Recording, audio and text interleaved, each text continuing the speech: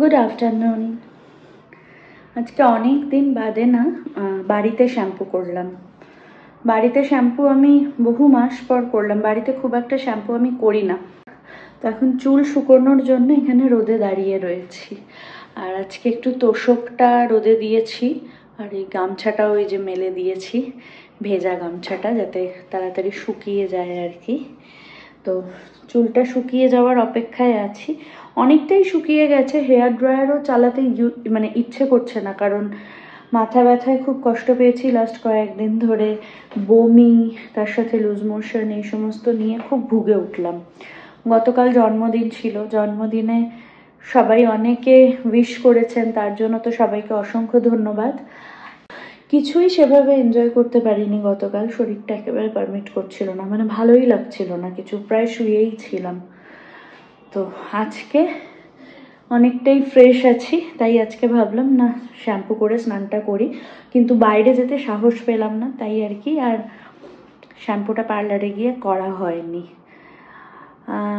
একটু আগে কয়েকটা জিনিস অনলাইনে অর্ডার দিলাম, দরকার ছিল, সেই জিনিসগুলোও এসে গেছে। চলুন আপনাদের সাথে শেয়ার করি কি কি এনেছি। বেশ অদ্ভুত একটা জিনিস আজকে হয়েছে।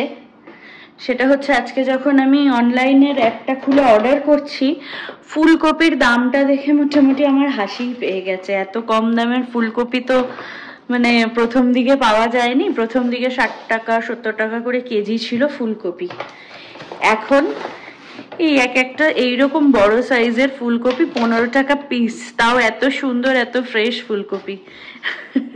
তো ওটা দেখেই আমি সাথে সাথে দুটো কফি অর্ডার করে দিয়েছি। কফিটা আজকেই দেওয়া হয়েছে হাজব্যান্ডকে। আর এটা হচ্ছে ভিন্ডি। এখন ভিন্ডির প্রচন্ড দাম, ঢেঁড়সের এখন ভীষণ দাম, সিজন না নাকি জানি না, তার জন্য কিনা। আর কাঁচা লঙ্কা শেষ হয়ে গেছিল, তাই কাঁচা লঙ্কা অর্ডার দিয়েছি। এই যে কাঁচা লঙ্কা, এই কাঁচা লঙ্কাগুলো না ভীষণ সুন্দর, একদম লম্বা লম্বা, কি ফ্রেশ কাঁচা লঙ্কাগুলো, দারুণ সুন্দর কাঁচা লঙ্কাগুলো।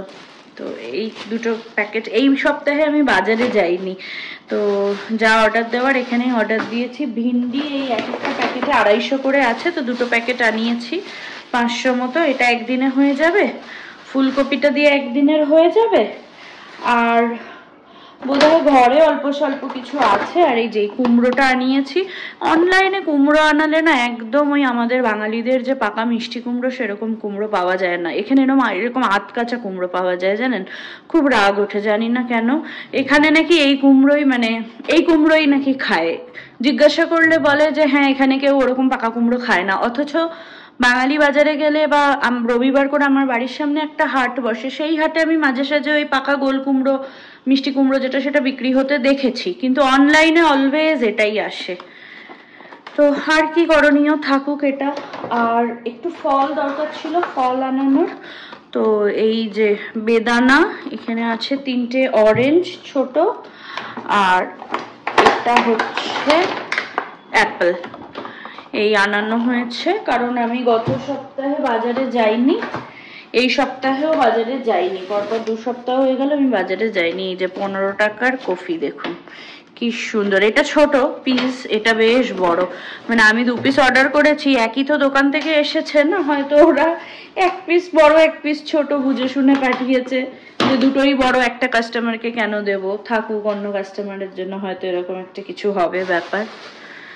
তো এখন এগুলো একটুখানি গুছিয়ে তুলে রাখি। আর এই যে ছাড়ানো রসুন, এটা আমি যখনই পাই এটা আমি নিয়ে নিই। আমার না সবসময় হাতে নখ বড় থাকে না, আমার ভীষণ নেল বাইট করার অভ্যেস।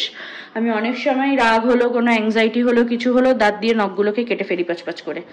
তো তখন রসুন ছাড়ানোটা ডিফিকাল্ট হয়ে যায়, সে কারণে আমি এই ছাড়ানো রসুনটাই খুব প্রেফার করি। আর এটা আমি যখনই পাই আনিয়ে রাখি, এটা ফ্রিজে টিস্যু পেপারে মুড়িয়ে রাখলে বেশ ভালো থাকে অনেক দিন পর্যন্ত।